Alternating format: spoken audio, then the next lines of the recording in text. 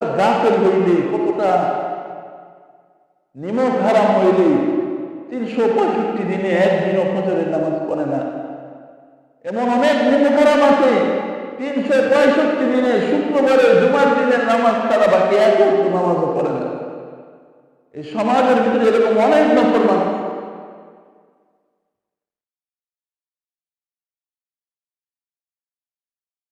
তো আর কিভাবে বুঝবো বলো ভাইয়া?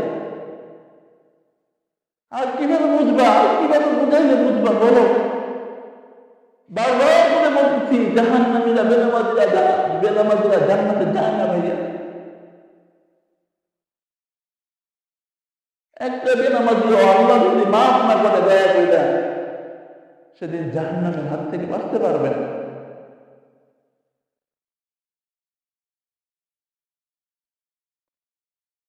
যারা নামাজ পড়ে, 5 ওয়াক্ত নামাজ যারা পড়ে, এদের দিনের ভিতরে যে ভয় যে আমার নামাজটা না যদি কিয়ামতের দিন ছিঁড়া তেনার মতো বেঁচে আমাকে ভিতরে মেনে দেয়, তাহলে তুমি কেমন নিশ্চিন্ত হয়ে গেল?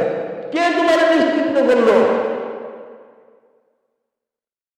জিবরিল আইসা কি ওহী দিয়ে গেছে যে কবরে শাস্তি হবে না? আজকে মানুষের চাল চলন দেখলে এরকমই মনে হইতেছে, মানুষ বুঝাইতে চাইতেছে নামাজ না পড়লেও সমস্যা নেই। নাইলে সমাজের ম্যাক্সিমাম মানুষ নামাজ ছেড়ে দেয় কি করে? সমাজের ম্যাক্সিমাম মানুষ নামাজ ছেড়ে দিতেছে, অথচ সমাজের কারো চিন্তা নাই, সমাজের কারো চিন্তা নাই। আমি মাঝে মাঝে আল্লাহর কাছে বলি, আল্লাহ আপনি আমারে বাঁচাই দিচ্ছেন, আল্লাহ আপনি আমারে বাঁচাই দিচ্ছেন। কেমন একটা সুন্দরকে পোশাকের সাথে জড়াই দিচ্ছেন, এই পোশাক পরে যদি নামাজ না পড়ি, তাহলে মানুষ আমার দিকে বাঁকা নজরে তাকায় থেকে আমাকে জিজ্ঞাসা করে যে মসজিদে নামাজ হইতেছে, তুমি কেন নামাজে গেল না? কিন্তু আমার মতো রক্তে মাংসে ভরা, আমার মতো রক্তে মাংসে ভরা এই সমাজের আরো অনেক যুবক সন্তান আছে, বছরকে বছর নামাজ না পড়লেও কেউ কোনোদিন জিজ্ঞাসা করে না, কিরে বেটা নামাজ পড়লি না কেন?